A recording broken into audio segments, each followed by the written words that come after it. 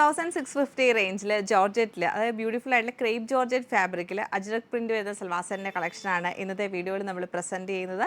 Shades നമുക്ക് available ആയിട്ടുള്ള നല്ലൊരു യെല്ലോ ഷെയ്ഡ് വരുന്നുണ്ട്, അതുപോലെ തന്നെ ഗ്രീൻ കളർ വരുന്നുണ്ട്. ഒരു ലീഫിൻ്റെ പ്രിൻ്റ് ആട്ടോ ഫുൾ വന്നേക്കുന്നത്.